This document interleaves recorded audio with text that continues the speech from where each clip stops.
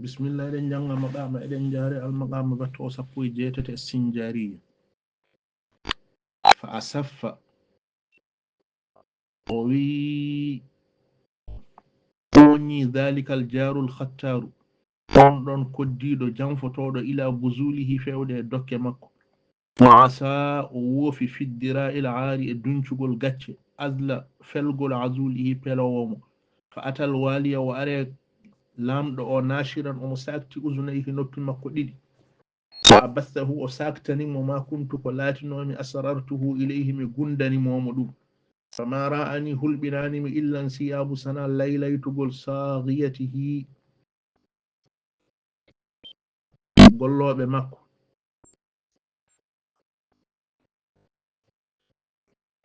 makko woni satiɓe mo wan siyalu e yortugol hafadatihi liggotoɓe makko alayya e dowam e sumuni aɓe ɗaɓɓami aɓe ɗaɓɓirami itharahu emi ɓurnumo korɗo debbo o bidurrati kalis alyatimati telɗuɗo kange telɗuɗo ala an atahakkama alayhi yomi ñawno e dow makko fil qimati e qima fa ghashiyani natanimi min alhammi e sunnu ma ghashiya fir'auna ko natanno fir'auna wa junuduhu e konumum min alyammi e waame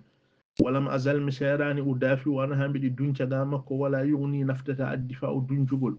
وأستشفي بدي تفنو إليه في دامك ولا يجدي نفتها الاستشفاء تفنقل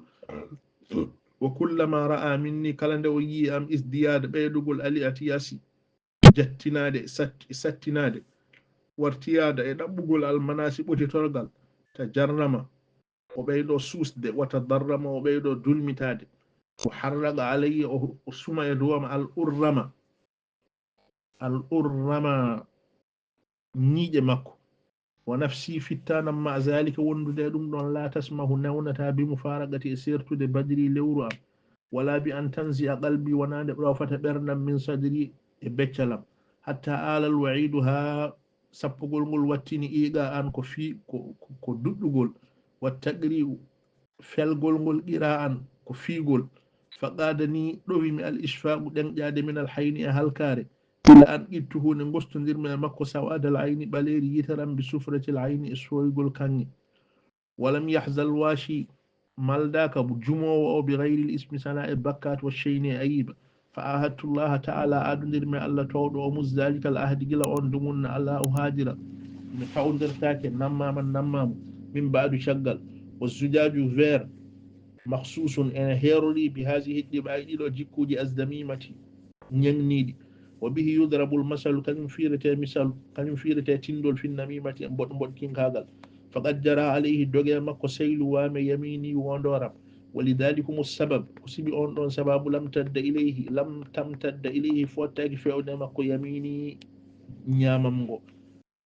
فلا تعزلوني بعدما قد شرحته على أن حرفتم باقتطاف القضاء فيه فلا تعزلوني وتبليكم بعدما قد شرحته تغاند لبي مدوب على أن حرمتم هيسن أن كدام بين سباب أم اقتطاف تبد القضاء في تبتن